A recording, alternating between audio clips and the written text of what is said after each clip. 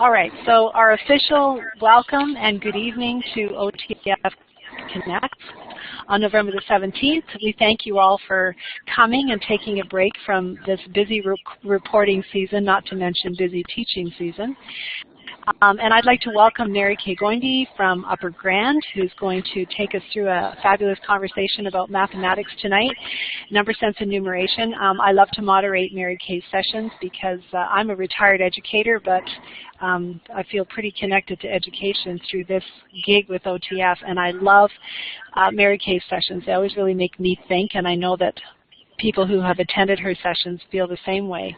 So welcome, Mary Kay. Welcome to all of you. I'm going to turn my mic off now, and we will get started with our session.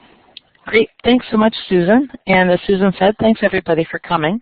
And because we are a small group, I just want to invite you to be quite selfish tonight. If we were 100 people in the room, I'd be sticking pretty close to my slideshow. But because we're such a small group, if you've got a question that you want to ask and you feel like it might be a distraction, please ask it. It won't get me off track. I'll have lots of time to get back on. Second thing I'd like to invite you to do now is if you connect with teachers on Twitter or maybe on another social media platform, if you want to put your contact information in the chat right now, sometimes the best thing about these sessions is we meet somebody from another part of the province that has got the same teaching assignment or thinks the same way we do about education, and these connections can start tonight and then grow over time. So yeah, exactly, a big conversation at the dining room table. That's what I said, or Susan said, and I'd said earlier, maybe if we're a small group, we all just log out, drive, meet in the middle, and have this conversation over a nice beverage. But with so many from up north, I think we'd be driving for quite a while, and that's probably not a good option. Third thing I want to say before we start is I do believe that an important part of learning is cognitive dissonance, that if you are going to learn something, your brain has kind of got to go, wow, that's a new idea, and almost it's a panic kind of feeling. So my goal is to hopefully put you in that situation at least once tonight. So if I'm saying something controversial or something that doesn't feel right to you, question me on it then, please. And maybe you'll accept my way of thinking tonight, next week, next month, and maybe you won't. Whatever happens in your brain, it's still an important, you either hold on more tightly to a belief that you have or you accept a new idea. So I'm hoping that you have a few moments of cognitive dissonance, and at the very least, you're going to get a couple great math games. Using the polling tool, that's the check mark, how many of you are going to be teaching math in a junior classroom tomorrow? Green check mark for yes. Red X, I guess, is probably for the no. Maybe you're an OT and you're not exactly sure what you're going to be teaching tomorrow. Is anybody in a consultant's role or a different role other than a classroom teacher?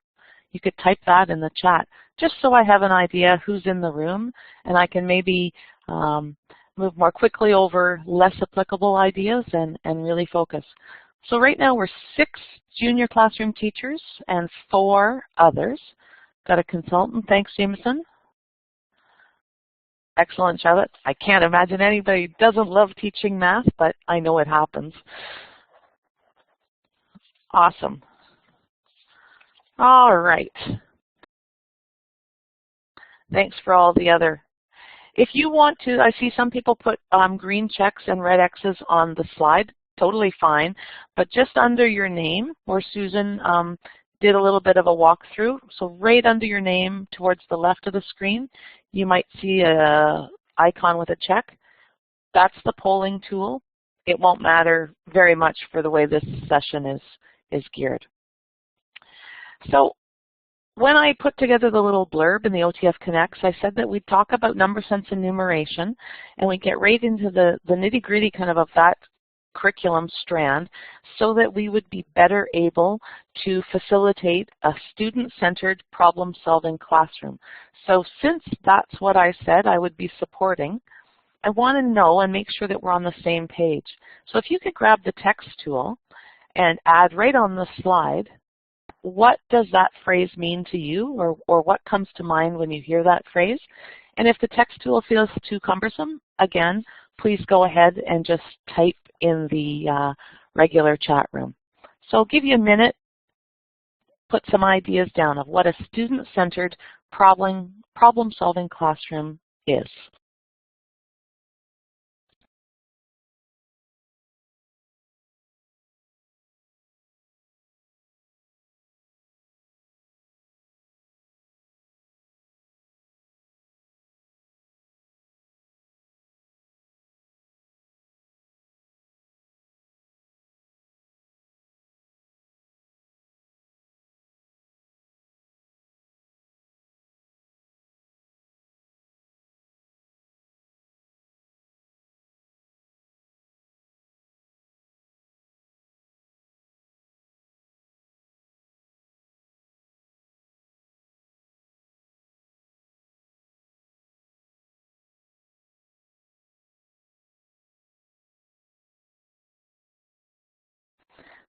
So I'm reading both the chat and the whiteboard, and there's not one idea that's been shared that I don't agree with, and I think all are important. So I'll just give you a couple seconds to skim over the ideas that other participants have shared, because I think we are all on the same page as to what that might be.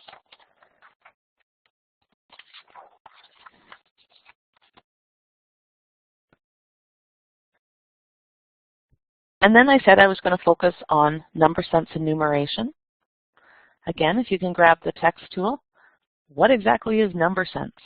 A lot of people talk about it and don't really, haven't really thought about how they would define what number sense is. So,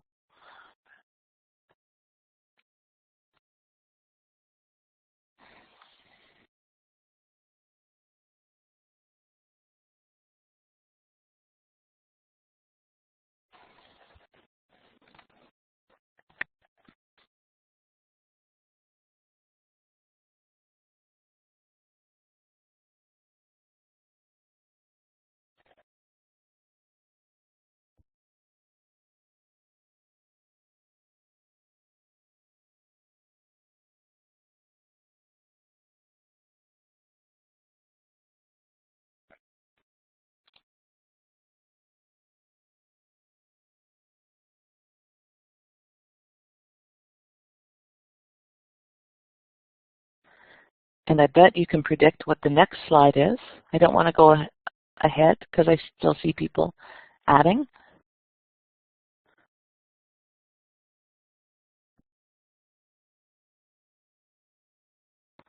So that's number sense. Numeration, ideas about that?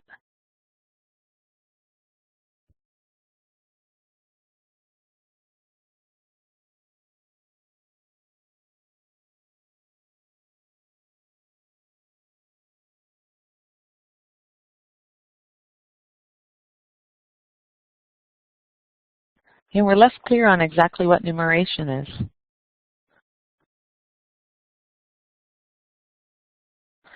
The work that I was reading says that it's more about the writing down or the representing and the communicating our number sense to others is actually what the numeration is.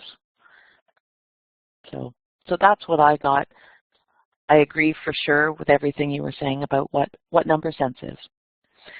So I don't think when I was a student, and I'm almost 50, so it may not be the same for all of you, I was not taught number sense and numeration. I was taught arithmetic. And that's because the goal before, well, we didn't have calculators.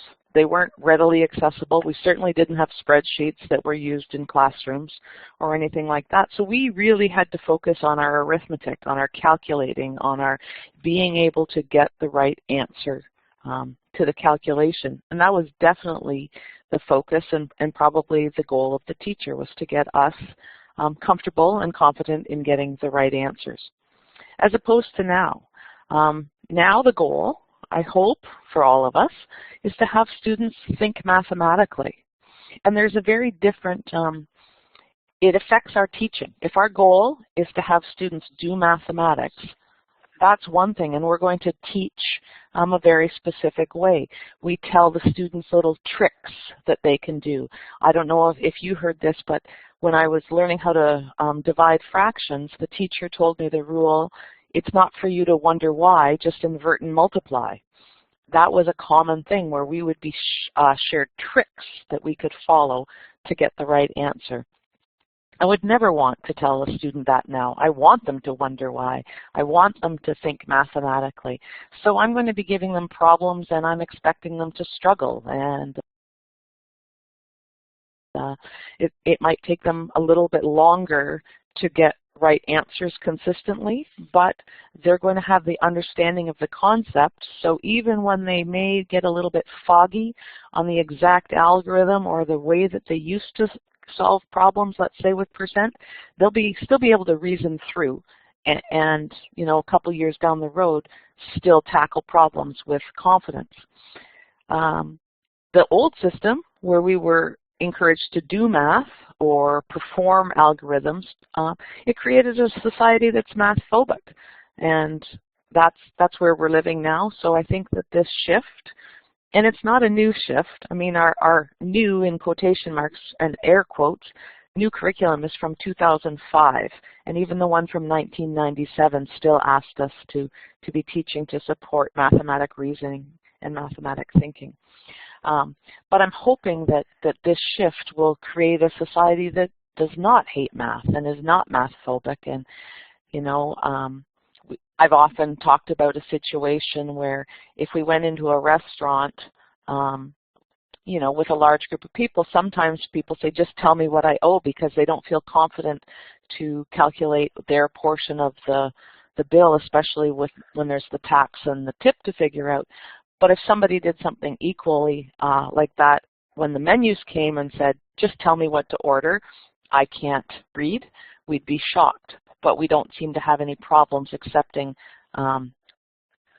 innumeracy.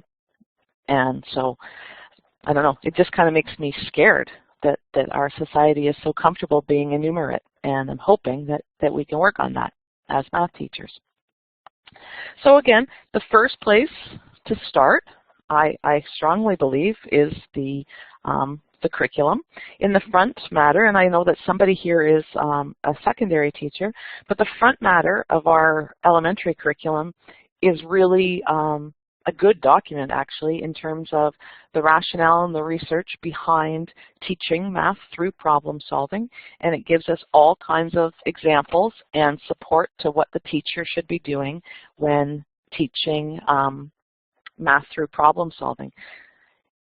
Then we go right to the curriculum and our expectations, and that is where we get the meat and the matter that we are going to present to students in a classroom.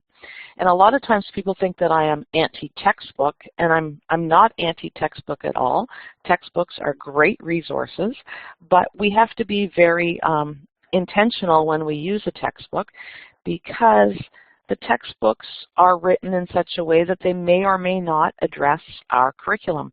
Even if they're a Canadian textbook, it might be, I think there's a percentage of the Ontario curriculum that it must address to be sold and used in Ontario, to be on that Circular 14 list. But we could do a whole chapter and it's not on our curriculum. So we want to make sure that we're cognizant of that.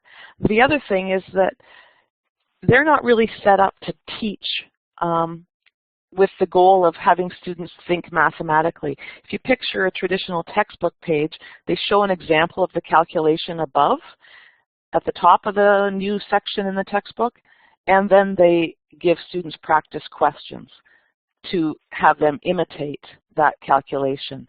That supports students more in the vein of doing mathematics as opposed to thinking mathematically.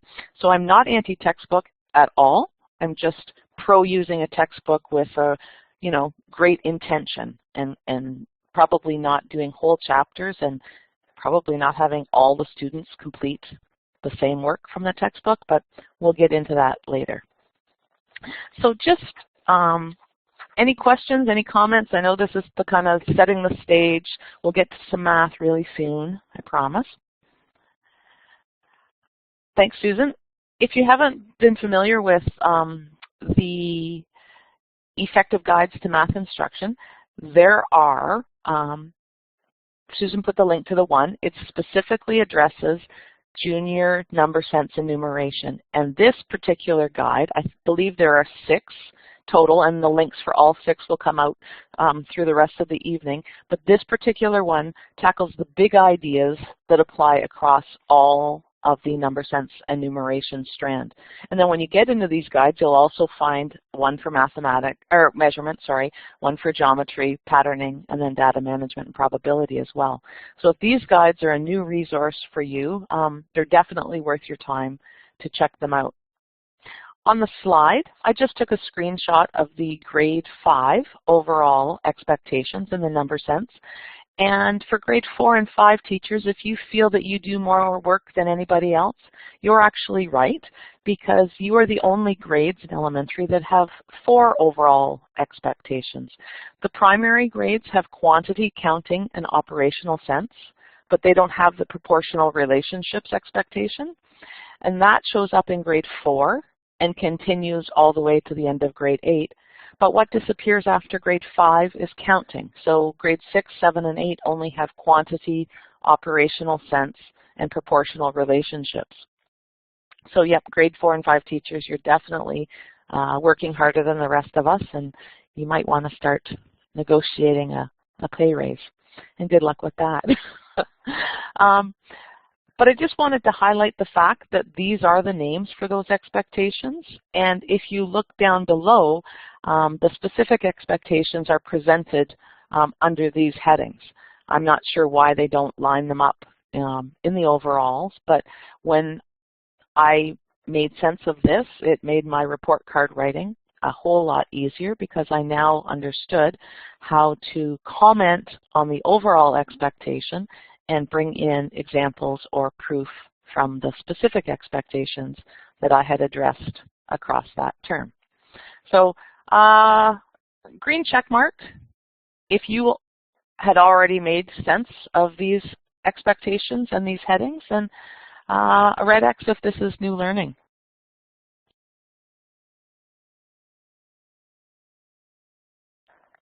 Yeah, good. I see right now it's about 50-50 for the new learning. Oh, probably more.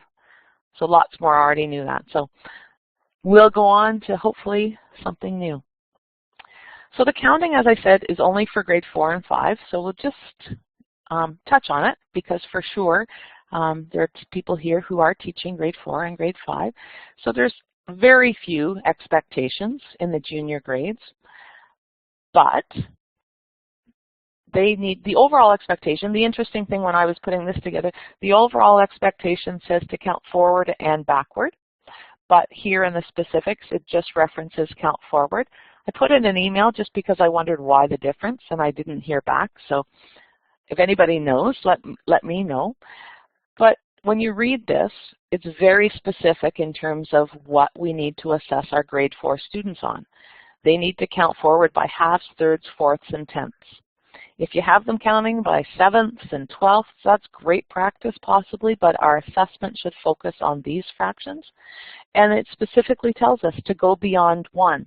And having taught grade 7 and 8 a lot, I know that this is a really hard concept for students, because they build their understanding of a fraction as being part of a whole, and they never really consider that it could be greater than a whole too.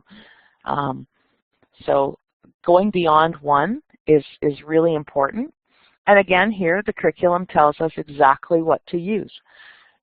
It doesn't tell us that they need to write it down on paper. Specifically, they should be doing it by using fraction circles and counting the thirds, going 1/3, 2/3, 3/3, and marking them as jumps on a number line. And I'm going to show a video later about number lines, and you'll see how crucial number lines are to really building math understanding in the junior grades. And then junior students are also, grade 4, are supposed to count forward by tenths. Well, really, that is the exact same expectation as the one above. The only difference will be is how it is written or represented. because above it already told us that grade 4 should be counting by tenths. And so down below it's just the same expectation, just the different representation. One will use standard fractional notation and the other the decimal. And then you see in grade 5, you're not reinventing the wheel. You're taking everything they know about counting by tenths and just expanding it to the hundredths. So that's the thing I think that we really need to be aware of, is what happened in the grade before us, because we don't have a lot of time. The math curriculum is packed as it is. So rather than teaching students how to count by all decimals, we just remind them about counting by tenths and then show them the similarities that are and differences that are going to be required when they count by 100ths. And that is the end of the counting that happens in the junior grades for assessment. Any questions, concerns about that? Hearing nothing and seeing nobody typing, I don't believe. On to the next.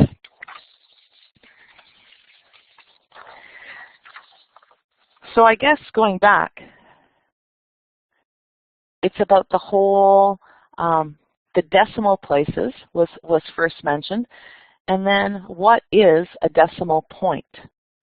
And it's really important for us to have students understand exactly what it is.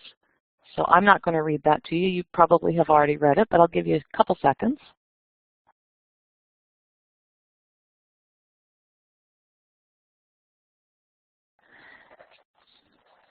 So going forward then, how would you read that blue number?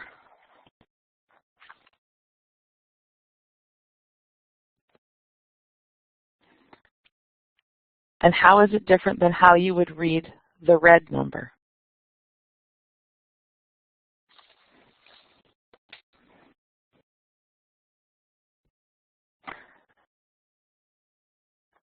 So here's some learning. The blue number is 309. We shouldn't be saying 309.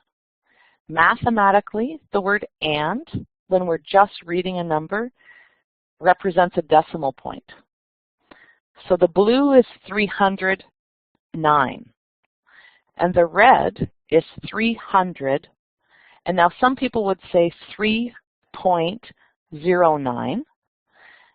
And that is somewhat confusing. So I'm encouraging you to read the red number as 3 and 9/100ths. So 3 and 9/100ths. The black number is 3 and 9/10ths. If we have students say the numbers, and if we try to say the numbers like that, we do the kids a favor, because when we read fractions one way and decimals another, it makes students believe that there's two sets of information that they need to know. But fractions and decimals are the same concept. The difference is how we represent them and when we use them. Nobody reads a recipe using decimals, or at least I've never come across one. And a lot of times we don't measure, if we were going on a trip, we probably wouldn't say, you know, we've driven 5 and 6/8 of a kilometer. So we want to make students realize that this is a part-whole situation, and the more we say 3 and 9/100ths, that makes their fraction work easier because it's the same as their decimal work, or it makes their decimal work easier because they see the connection to the fractions. So whatever the strength of a student is, they can tap into that a lot more. So again, this is one of those little things that was never an issue before, but the more we understand that it's not 309, it's 309, we can help students build that really flexible understanding of math concepts and be more precise in the language that they use.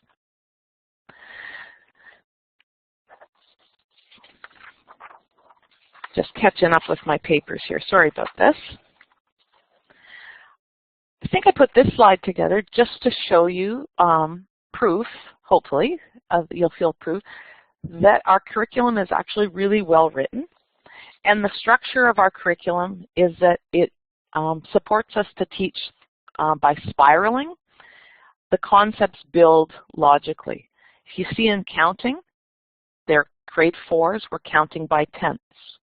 In quantity, their number range for grade 4 is 1/10 all the way up to 10,000. Same thing happens in grade 5, they're counting by hundredths, and now their place value number range is from hundredths to 100,000s. And then in grade 6, counting disappears, but I'm hoping, and I guess they were hoping, that students would have a really developed concept of what fractions and decimals are from grade 4 and 5. So to take them up to the thousandths, it is not going to be that big a leap. And then the great thing is it's kind of a two birds with one stone kind of curriculum. When you're working on their counting in grade 4 and 5, you may get assessment data that helps you with their quantity mark or assessment in the quantity expectation. And that helps you because maybe you did counting or you were focusing on some counting in October, but when you get back to this place value, maybe in November, you can see that the student has made some real growth in this area. And so you can kind of throw out that possibly weaker counting assessment and know that they have gained some knowledge in terms of what it would be to count by tenths in November and give them credit. So our curriculum in math is really, I like it. It's two birds with one stone, and that really does help us assess through growing success, where we take the most recent, most common, and best assessment and report on that for the student. Questions, comments, all familiar to you? Excellent, Dave. Enjoy, have fun. Lucky son. So then, I put a picture up. What comes to mind when you see this?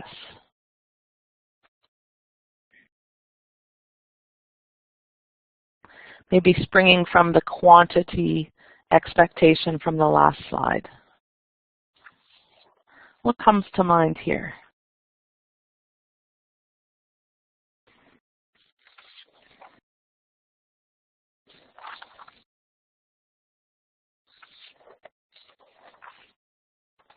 Constructing numbers, excellent, for sure. Place value.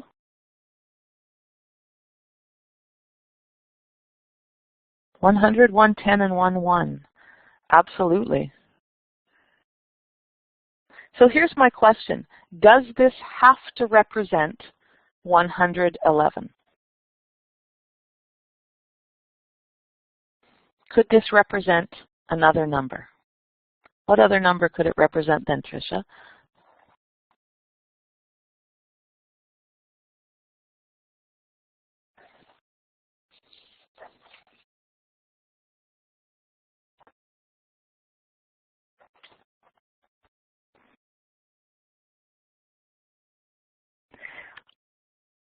I think my point in putting this picture on, yeah, 1 and 11/100. See, I naturally do it too, 1.11. So it could absolutely be 1 and 11/100. And that's my point in this is we have to be careful. I know I have done this before where I use the small cube as being a 1, and I talk to the students about that. The only thing mathematical about this, these manipulatives is that the small cube on the far right is 1/10 the size of the rod, or the rod is 10 times bigger than the cube, and then that goes the same to the flat. The rod is 1/10 of the flat, and 10 times, the flat is 10 times the rod. It's really important for us to remain flexible about that, and so one of the things I have students do whenever using the base 10 is that they have to say, assuming, and they can pick whatever piece they want and tell me what it equals. So they might pick up the rod and say, assuming this is 1, then if the rod equals 1, what does this image represent? And the rod being the middle one. If the rod equals 1, this image represents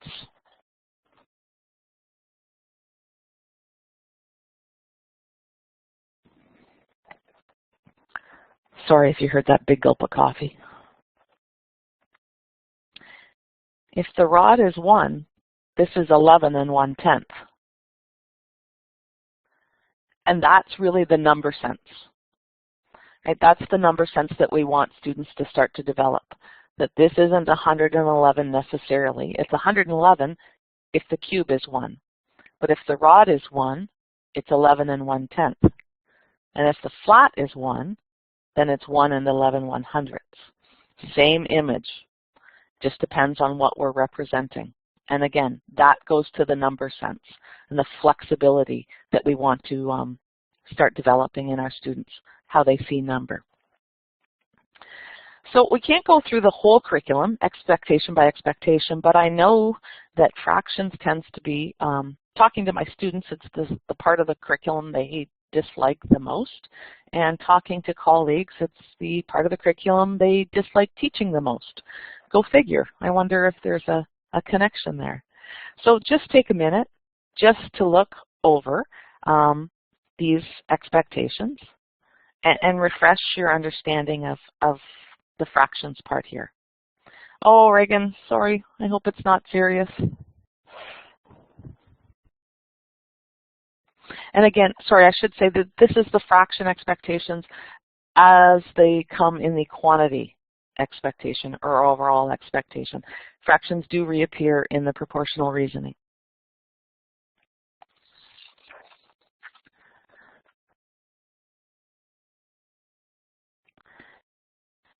So I'm going to change the slide, but the image will stay almost the same if you're busy reading. When I look at the curriculum, one of the first things I do is I pick out the verbs. And I start to make sense of what the verbs want me to have the students do. And what I was finding was that I was always building new anchor charts and new success criteria because we tend to go through the math expectations quite quickly. And I was always taking down a chart and putting up a new chart, and I'm thinking I'm writing them and they're obsolete as I'm writing them because I know I'm replacing them with a new concept tomorrow. So what I started to do was my anchor charts started to support the students and their understanding of these verbs. So we started building anchor charts. When it says represent in math, what might you be doing when you're representing or explaining or comparing or ordering? And I did that because the verbs appear not only in these fraction expectations, but they also appear in the decimal, in the addition, in the operational sense, and again, in the measurement, in the geometry, and the other strands as well. So I felt that that was a better bang for my buck, building anchor charts that would live from math unit to math unit or math concept to math concept and just support the students' thinking. So that is, thanks, Mandy. It sure made my life easier because I wasn't constantly making new anchor charts.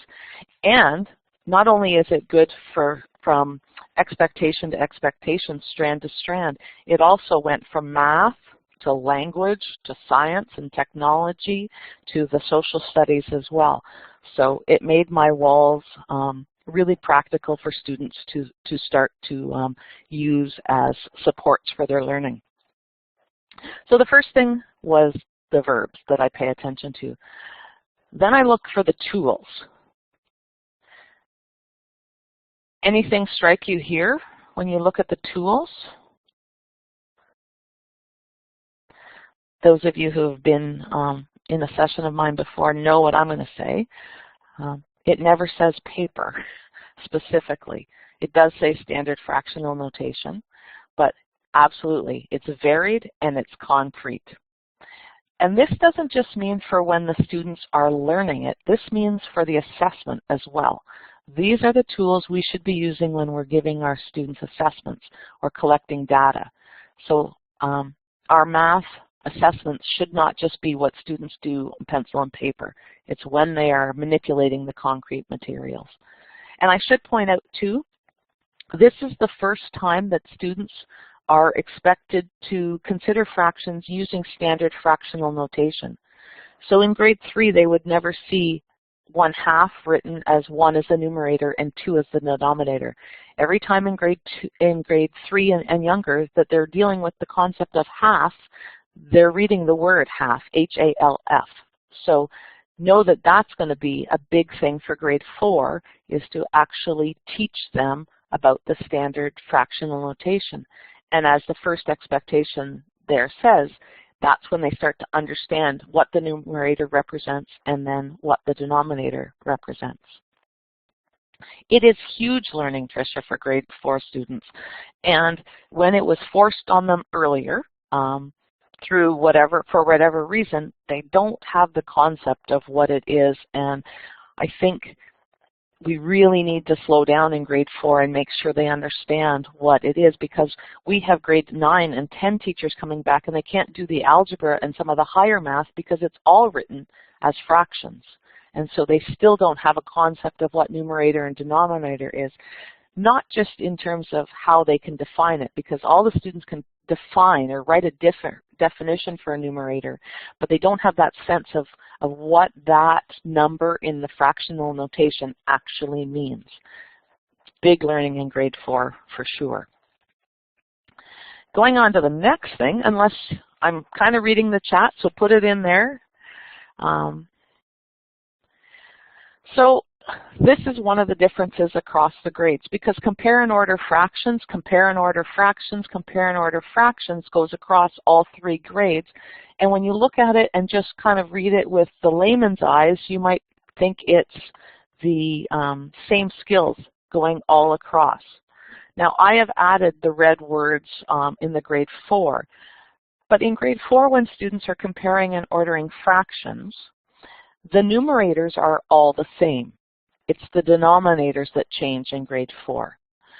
So a question would be, you really like strawberry pie. Would you rather have 1/3 of a strawberry pie or 1/4 of an equally sized strawberry pie? And they should be able to then say, well, I'd rather have 1/3 because the smaller number in the numerator tells me that the pieces are bigger. So if I'm only getting 1 piece, I want the biggest piece of the pie I can get. So that is the grade 4 expectation when they are comparing and ordering fractions. Again, they have to go back and state that the whole is the same, an equal whole. And I've done an example of this with my students, and behind my back I held 2 chocolate bars, and I asked the kids, you know, would you rather have a whole chocolate bar or would you rather have a half chocolate bar? And usually I pick a student to answer, and the student looks at me like, well, duh, lady, of course I want the whole chocolate bar. And so I reach out and I give them a whole Halloween-sized chocolate bar, and then I give another student half of a very large Toblerone bar. And that drives home the point that fractions don't mean anything unless you know what the whole was, and you can't compare fractions unless you know that the whole was the same. So that goes across all of these. So grade 4, they're comparing fractions with the same numerator but different denominators. Then in grade 5, they go with the same denominators. So would you rather have 3/5 or 2/5 of something that you liked? And then they have to be able to articulate, well, if I like apples, I'd rather have 3 apples than 2 apples. So if I really like this pie, I'd rather have 3/5 of it than 2/5 of it, because the slices are the same size, because they're both fifths, so I want more. And that seems obvious, but it's actually, you know, in grade 4, they want the fraction with the smaller number, smaller digit, because it's in the denominator. And now in grade 5, they're wanting, or they're ordering or favoring the ones with the larger digit in the numerator. And students have to make sense of that. And then it all comes together, or falls apart, however you want to look at it, in grade 6, when they're actually dealing with unlike denominators and the numerators are different as well. But the really neat thing about this is for students to be successful at this expectation in grade 6, the skill that's most useful is that one back in grade 4 where it says compare fractions to benchmarks. And that's the best way for students to compare fractions with unlike denominators and different numerators, is to first compare it to a benchmark. If I know that, let's say 11/25 is less than half, but 18/30 is greater than half, I know 18/30 must be the greater fraction, assuming that the wholes are the same. So this is, I know a lot of people complain about the math curriculum. I think it's quite brilliant in how it's structured, because it definitely builds on and spirals through these concepts up the grades and even across strand to strand. And here's the next thing to pay attention to, is this whole notion of equivalence. And hopefully that has been developed already in the primary grades, even in their operational sense. So equivalence is a big idea, not only in quantity, but also in operational sense. And again here, this is not shading circles on a page. This is actually using concrete materials and the drawings. And as somebody pointed out in the primary session I did, we're encouraged to have students not use circles in their drawings to show equivalence. And why? If you've ever watched a student try to divide a circle into fifths or even thirds, and then they shade, and then they say, well, I colored more in this one, so it must be greater. And then you look at the sizes of their fifths, and they're of course not equal, because that's a hard task to do. So they suggest rectangles and other shapes that are easy to divide, or maybe even use sets. So rather than having them divide one shape, one circle, one rectangle into fifths, give them a set. Give them 20 Smarties or 20 counters and have them divide that into fifths to build their understanding of what equivalence might be. And again, there in the chat, Susan has put the link. This guide is incredible to help you build an understanding of what the fractions across the junior grades relates to. They even give you problems. And so when you're looking for problems to give the students to develop these concepts, they're right in these guides. So I encourage you, if they're new to you, you might want to give them a check. I'm going to leave fractions unless somebody's got a question. Somebody want to grab the mic?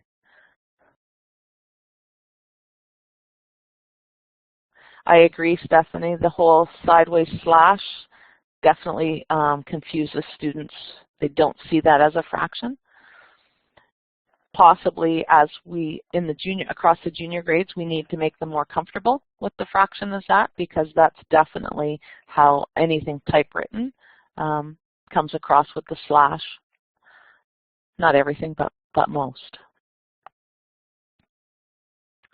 Okay, I'm going to go on to operational sense, dun, dun, dun, dun, the Olympics of mathematics.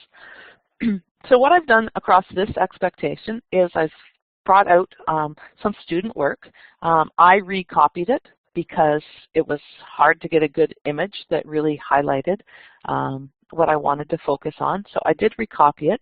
And one is a grade 4, one is a grade 5, and one is a grade 6. So hopefully you can see you and your students in this work.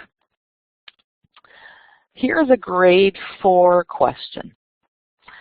Grade 4s are expected to add 4-digit numbers. So picture what a student, or imagine what you think a grade 4 student would do to solve this problem.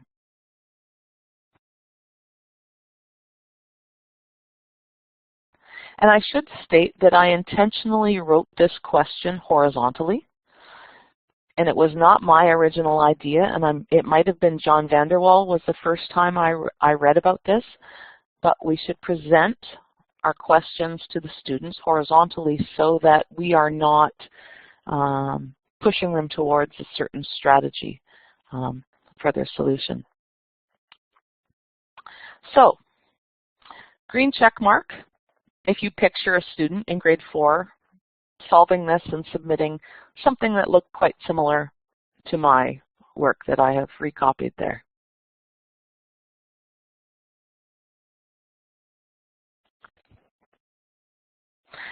And so if a student submits this to you, what do you know that they understand? Or what understanding is obvious to you if they submit this to you?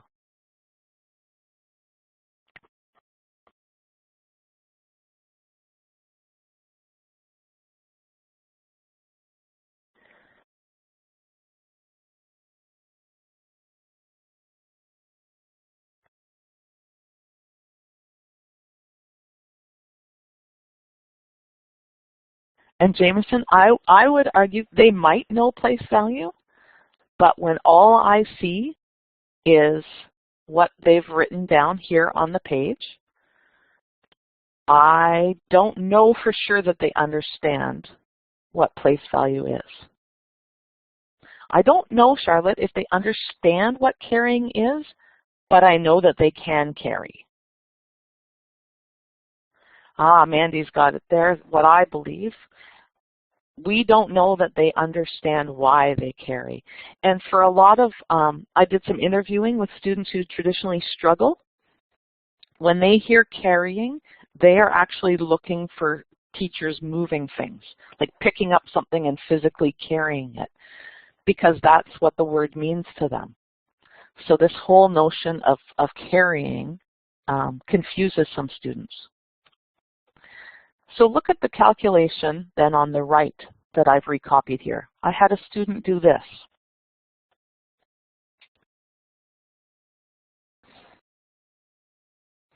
So when I look at the student's work on the left, all I know is that they can execute the standard algorithm. Or at least in this case, they could execute that standard algorithm. I don't know what they understand. And if you think back to your math class, maybe it's you where you could do something in math, but you didn't know why you did it, but you just kept doing it because you kept getting check marks and good marks. So, hey, that's good.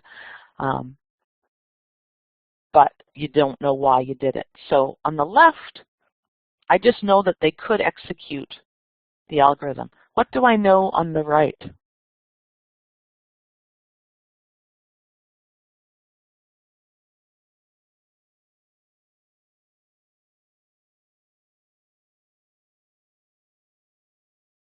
I think Charlotte wrote this down before, adding by place value, but this is absolutely what the student is showing me they understand. They understand place value.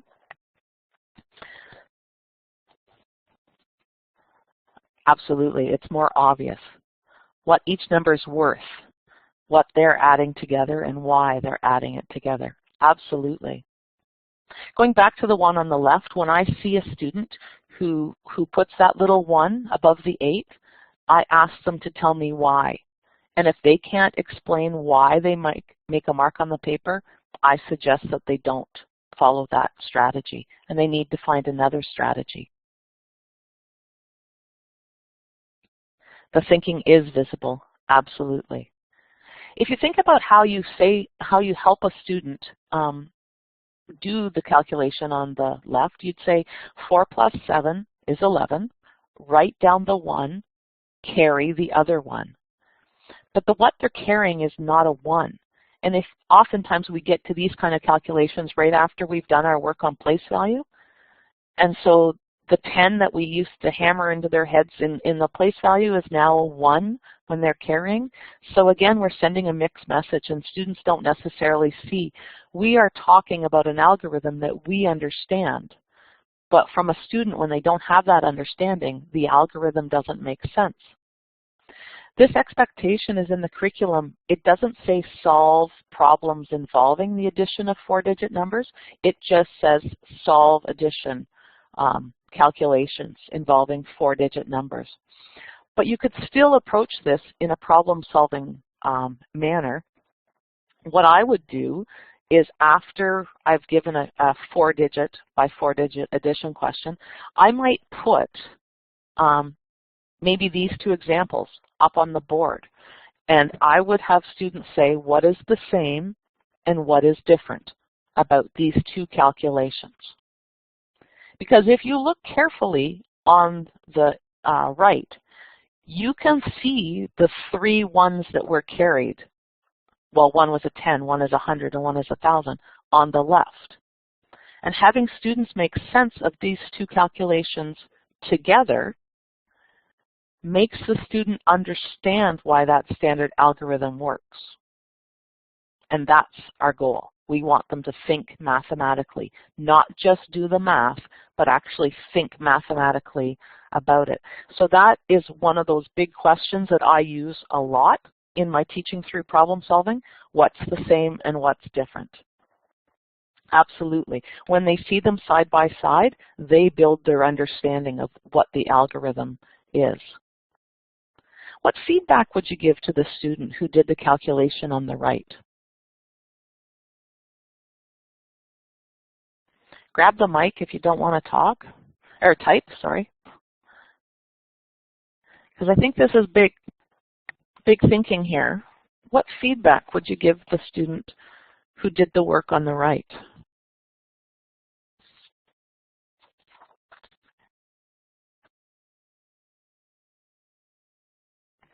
Another way, do they have to move to the calculation on the left to be successful on that expectation? Green check mark if you're happy with the students only doing the calculation on the right in grade 4.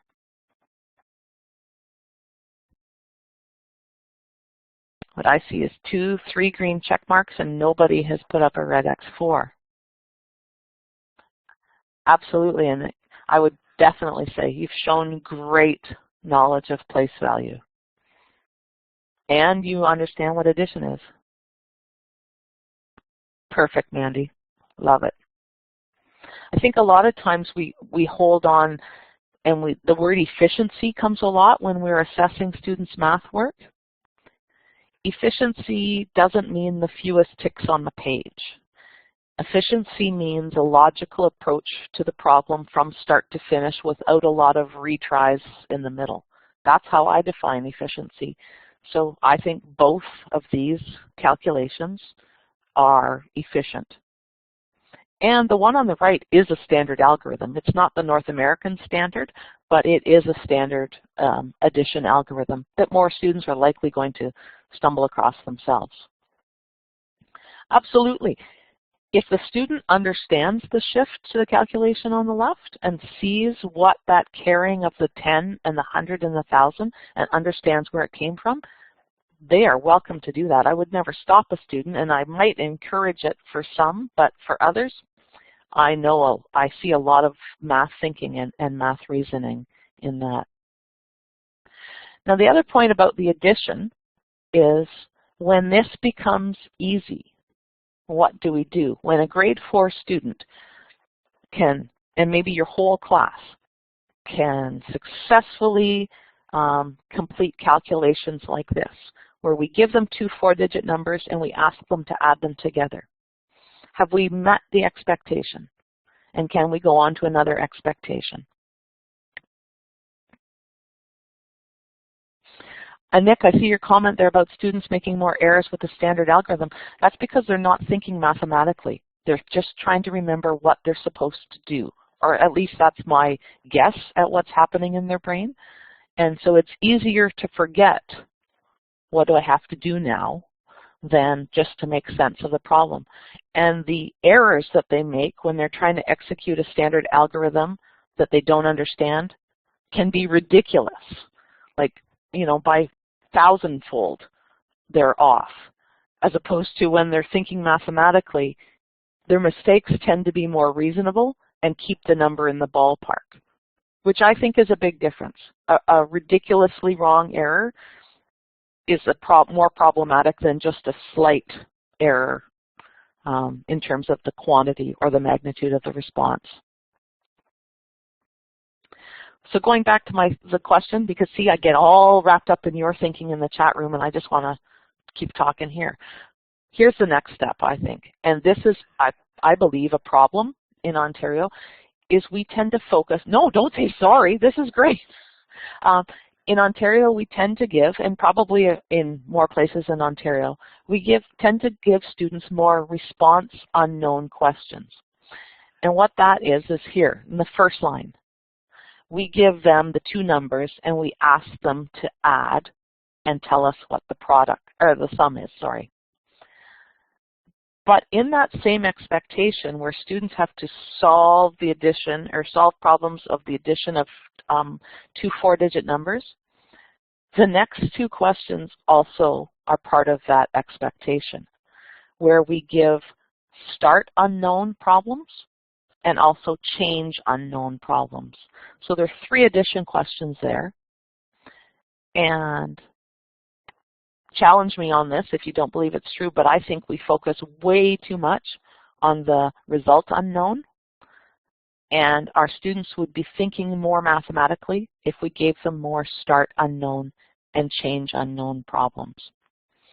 And Susan put a link, and this is not a document that I wrote, but I did pull a PDF out of some of the effective guides, and these are the pages that are just a really good summary of the different kinds of problem structures that we might want to have our students tackle.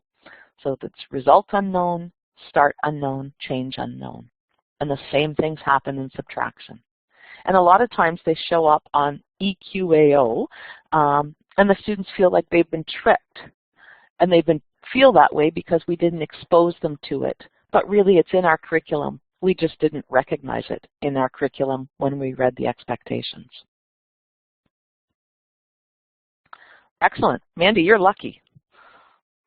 Definitely was not part of my university experience to make students aware, or to make me as a teacher aware of the different problem structures. So going on, now this is grade 5. The expectation is to solve 2-digit by 2-digit multiplication. So take a minute. I'm going to turn off my mic and drink a swig of coffee. I don't need to sleep tonight. And think about how you think students would tackle this. Again, in a problem-solving context. So you have not shown them how to multiply 2-digit numbers. This is the first time they see this. They know multiplication. They for sure know multiplication of single-digit numbers. How are they going to tackle this problem first? I'll just give you 30 seconds at most to think about that.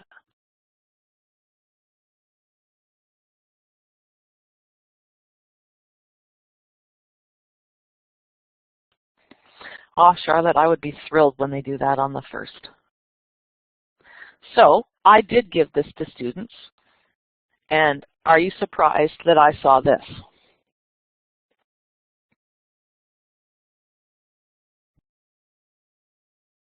Yeah, I see this a lot, Charlotte. And I feel I start to wander, and I see somebody starting to write 46 in a column, and I think, no, no, please, no. It is a go-to. Repeated addition is absolutely a go-to. And in grade 4, when the numbers were small, it was reasonable. It was reasonably efficient for them to solve multiplication problems through repeated addition.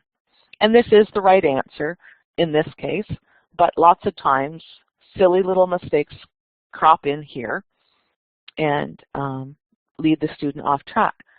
But this student did this correctly.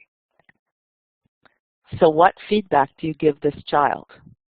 Because you know they're coming up to 4-digit numbers by 2-digit numbers, and heaven help them when they're trying to write that down.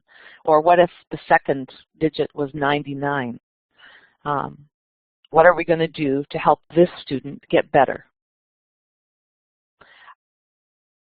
Exactly. Great job. Your next step, and I always say, would you consider? Next time, would you consider? Because ultimately it's their learning, and this is right. So if they always want to do this, okay, that's okay. What is the next step for this student?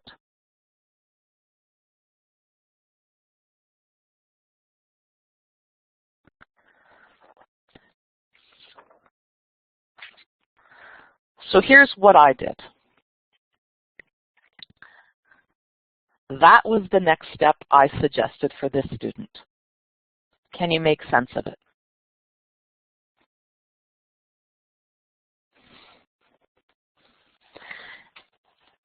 And again, this is a grade 5 expectation. And I'll say if you're not really familiar, one of the grade 4 expectations is to multiply whole numbers by 10, 100, and 1,000. So I had them looking because multiplication involves groups of, right? So I started them thinking about, well, you need 28 groups of 46. Do you know what 10 groups would be? So I think it's unrealistic for a student to go from the long list of repeated addition to some of the other algorithms to solve multiplication questions, but I think this is a reasonable next step for the student to do. Or somebody asked, well, could I do this? Can you make sense of the calculation on the far right? Isn't it great thinking? They didn't like that there were now still those 8 46s to add together.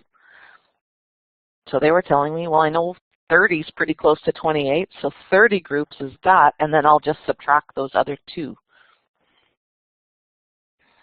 groups of 46. And I thought that was pretty bright. And that's a reasonable progression for a student, and you can see how the efficiency is really coming into play here. The far right, or even the middle, is much more efficient than the left. But as Charlotte said, some might start to think about this, the whole partial product. Oh, just to go back, because I always have anchor charts in my room, the far left I call repeated addition, and then I call the other 2 strategies repeated addition with groups, because we all just have to have the same language so we can talk about the strategies we use in class. So this one I call partial product. And it uses the distributive property. And students don't need to ever define distributive property in junior grades, but they're starting to be required to understand it. And the distributive property means that if you need 46 times 28, it could be the same as 40 times 28 plus 6 times 28. And then you take it to this strategy, which is even more. When you break down the place value, you can create like just a cross multiplication chart here, and it's partial product. So you're breaking your factors down into their expanded form, and you're finding the product of all of them. So it's 40 times 20 plus 6 times 20 plus 40 times 8 plus 6 times 8. And that's how the partial product comes into play. Now, a lot of times teachers mistake this for that lattice method. The lattice method is a trick, and a lot of kids can do the lattice, but they don't understand why it works. And again, just like with the carrying, if they don't understand why it works, I don't encourage them to use that strategy. It doesn't build their mathematical reasoning. When you understand the lattice and you have an understanding of it, it does make sense, but I don't think it's a valuable enough tool. I still encourage students to do this. But I do lead students toward this.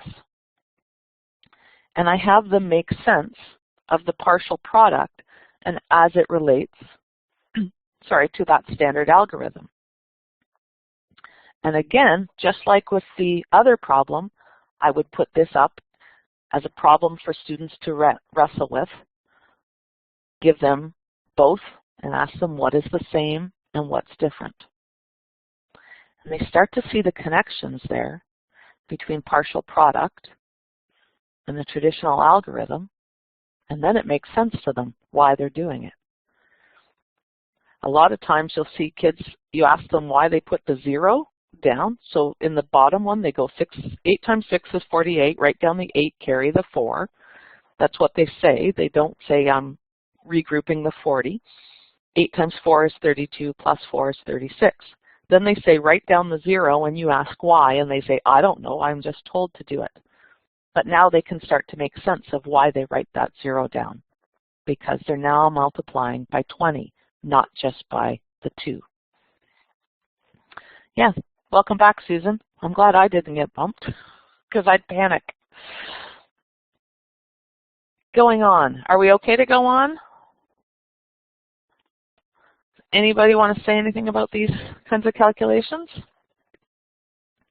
So again, the curriculum in these cases don't ask us to assess them through problem-solving context, but you can still teach it through a problem-solving mindset where we ask students to compare solutions and what's the same and what's different, and really have them wrestle and build this understanding. As opposed to how I was taught, where the teacher demonstrated one calculation on the board and then asked us to imitate that style of calculation, maybe 20 times. And then if we could do that, we were told we could multiply. And again, we maybe didn't have very much understanding. Grade 6 now. Grade 6, this expectation asks students to solve problems that involve a 4-digit divided by a 2-digit number. So again, take a second. What would you do and what would students do? Grade 6 students.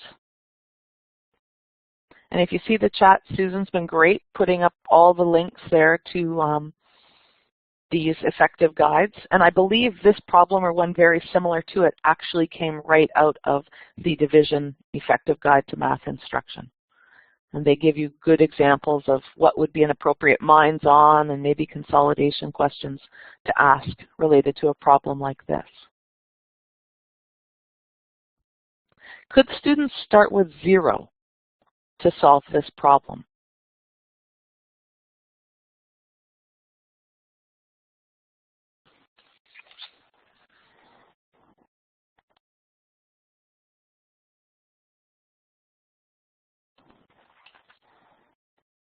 Absolutely. So the students that love repeated addition may start with 0. Hopefully then they jump right to 950. They take out 950 kilometers knowing that would be 10 days, right?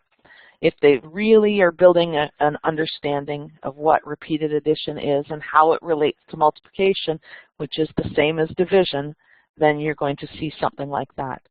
Some students just might start with repeated subtraction. Start at 2,125 and subtract 95 kilometers every day until they got to less than 95 kilometers.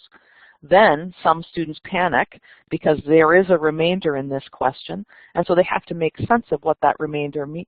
Do I round up or do I round down?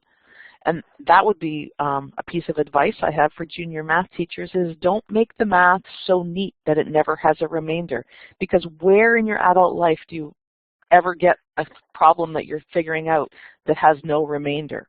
And whenever you do, you think you must have done something wrong because there's no possible way it's going to work out to an even number. So we should do that in class. Make sure that there's often a remainder, and then have students wrestle with that. Well, do I round up or do I round down? What makes sense? This is maybe something like we would have been shown as the way to solve this problem. It's the standard division algorithm in North America.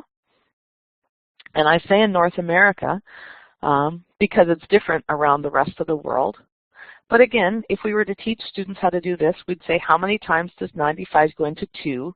It doesn't. How many times does 95 go into 21? It doesn't. But that's not 21. That's a 2 and a 1 side by side, but that's not 21. That's 2,100. And again, when we refer to those digits as 21, for the students that struggle with math, they're not making sense of where the 21 came from, and you're undermining their developing place value understanding at the same time. So This is a standard algorithm I know it's used a lot in Europe. I think they'd call it the continental method. And so when I'm supporting students with this algorithm, the question I ask is, how many times or how many groups of 95 can I make from 2,125? And then they can pick any number they want. So I tend to encourage kids to work with groups of tens or hundreds as they're building their understanding, because that's a little bit more straightforward. So I say, well, I can at least take out 10 groups of 95. So I do that. And now I'm left with 1,175. Well, I can take out another 10 groups of 95. And I do that. Okay, now I'm asking myself, how many groups of 95 can I subtract from 225? 2. But a student could say 1, and then 1 again. So this is how I support students to do that 4-digit by 2-digit division. And the sum, or the quotient, is 22, remainder 35. Okay, so this is very similar to the other algorithm, in terms of it looks the same with that same kind of division sign. But this first algorithm here does not support their place value understanding necessarily. It doesn't mean that a student who does this does not understand place value, but you don't know for sure that they do. As opposed to a student who does this, you absolutely know that they understand place value when this is how they're representing their thinking. Again, the student that uses repeated subtraction or adding up, they're meeting the expectation. This may be more division-like and important for students developing math. So I did promise a math game, and in operational sense, I tend to use math games because nowhere in our curriculum does it call for a mad minute. And there's never an element of speed in our assessment. And when we provide students with mad minutes, it's demoralizing for a lot of our students. So while I would never tell a colleague what not to do, I hope you use mad minutes very sparingly or not at all. But in the chat, Susan put up a link. This is just to an old wiki that I've had. It's called Intermediate Math UGDSB, but it's not only intermediate, and this will take you to some games. So the game picture that I have here, and I am cognizant of the time, but I'll quickly explain it, and you can get the written instructions if you go to the wiki. I call this game 3 to 15. And so the object of the game, and you play it against an opponent, is to hold in your hand 3 cards that have the sum of 15. So maybe I take a card, and then my opponent takes a card. So if I take a 7, and my opponent takes a 3, and then I take the 8, I have the sum of 15 in my hand, but I don't have 3 cards. So I haven't won yet. So my opponent took a 3. I might take the 1, my opponent takes a 9. Both of us have 3 cards in our hands, but neither have met the sum of 15. So it's my turn now. I have to put 1 card down and pick up another card. And the game keeps going until somebody gets the sum of 15. It seems so simple. It seems so primary. You're only adding to 15. You should play this game because it requires so much strategy and thinking and holding on to numbers in your head and just making sense of everything. It's a really good thinking game to build operational sense and mathematical reasoning. And here, when you are teaching grade 4, grade 5, and 6, this card set, but I've taught grade 7 and actually grade 6 as well, where students now play with these cards and they make their own decks. And now it's not 3 to 15. The game becomes 3 to 1.5 or 1.5. And now this gets into the proportional reasoning, where students are challenged to see the equivalence between fractions, decimals, and percents. Which again, if I call that card in the upper left 1/10, it's not very hard to see the equivalence or the connection between the one right below as 4/10. But if I call it 0.1, now students are seeing, maybe not seeing that relationship as clearly. And then 30%, well, percent means out of 100, so that is obviously equivalent to 31/100ths. Not obvious as the student is learning it, but very quickly it starts to become obvious if they understand that percent means out of 100. Another great math game that's on the wiki link is called the product game, and it's from the NCTM, and it is a really great multiplication support. So rather than just flashcards, if you have students that need to practice their math facts, the product game I highly recommend, and I often sent that home as homework to my grade 6 students last year, and they played it regularly with their parents, and I saw huge benefits in the classroom. So that other game was the product game. Being very cognizant of time. This is a great video, and I know that Susan's going to put the link up, but we don't have time probably. I'm going to go past it, and you might have time to get it watched on your own before 9. But, oh, Mandy, you are so lucky to have had Dr. Lawson as a prof. She talks about the power of the number line here, and if you want to really start to understand how students make sense of numbers when they're building their operational sense, her explanation of the number line changed how I teach math without a doubt, and I see my students now tackling problems in ways that I would never have predicted before. The other game changer for me is Number Talks by Sherry, oh, who knows the last name? I don't know it now. I'll tweet it out tonight if nobody, Parrish, thank you. The work of Sherry Parrish and Number Talks. And it goes hand in hand with the kind of thinking that Dr. Lawson builds and explains in this video. So if you have not seen this video and you are teaching math ever again, I really recommend you spend some time. It's about 10 minutes long, the clip. It's 10 minutes well spent if you're teaching math. So just because I would hate to leave part of the curriculum untouched, proportional relationships, there aren't a lot of expectations. This is the whole junior division related to proportional relationships, but it is one of the overalls for all the grades. This is where we start to build that multiplicative reasoning. So in if I have 2 apples and you have 6 apples, you have 3 times as many apples that I have. That would be the grade 4 expectations then. Describe relationships that involve simple whole number multiplication. It differences in grade 5 because if I have 2 books and you have 3 books, you have 1.5 times as many books as I do.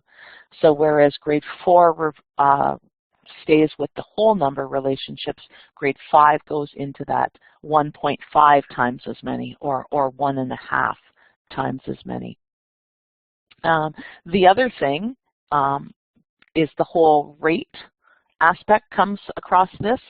In grade 4, a typical problem would be 1 book costs $2. How much would 5 books cost?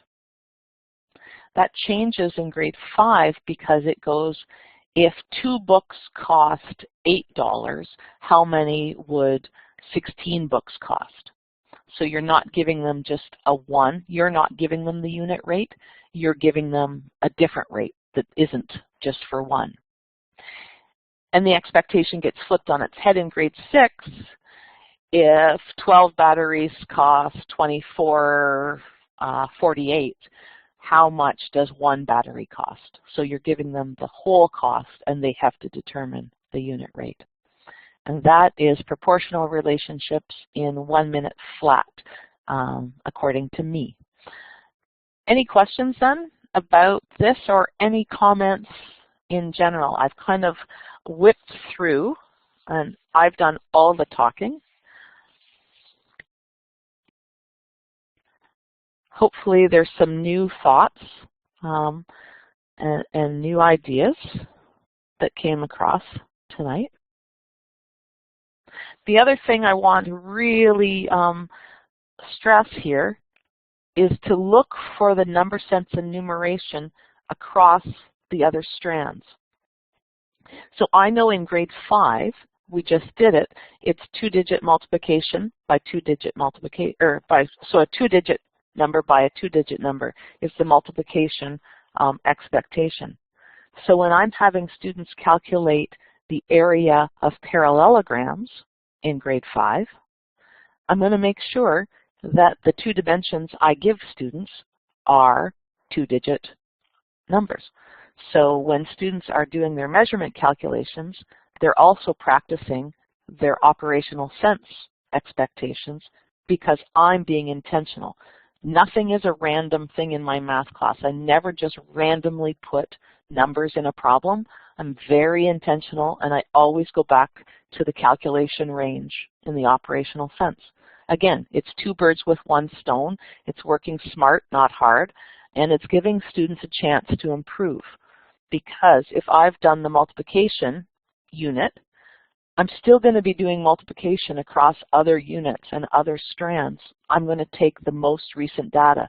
So even if on my last multiplication assessment, a student maybe was struggling and was still in that level 2 kind of assessment, almost there but not quite, if I then go and they're calculating area questions with 2-digit numbers, I can give them a better mark on their number sense because I have the evidence that shows that they have actually improved in their multiplication. And so I always want to assess from an asset position. I'm looking for their strengths, and I'm giving them a chance to actually act on the feedback and give them a chance to improve their assessment. It's not a one and done kind of deal. So look across the strands. There's all kinds of opportunities. Data management, for sure.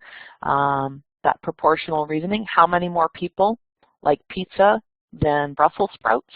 If that's the graph, when they're reading graphs, ask them to actually do the calculation. How many more? In grade 4, they can start to do their subtraction work and addition work right from the data management. And the more we see the connections across the strands and the more it's highlighted in our instruction, then students don't build those false understandings and kind of learn concepts in isolation and in silos. And that's when they really have that mathematical reasoning. And we've given them lots of opportunities to practice. This is really my last slide for the night, a couple minutes early, but I know that Susan has some things to say before you go. I feel like I've talked too much, but I hope it's been worth your time to listen. Do you have any questions? If you have a question now, ask. If you don't, again, on Twitter, I am at mkgoindy. Thanks. Or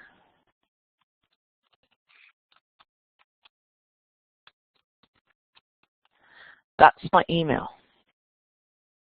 And I definitely am happy to respond through email if it's a question you have that doesn't fit in 140 characters. So I can see a couple of people are writing. So maybe while people are putting their final questions on, I'm going to zip ahead to the final couple of slides and put a couple of other links into the chat. I'm going to say thank you first of all, though, Mary Kay, and then I'll turn off the recording because they don't need to hear me with this last part.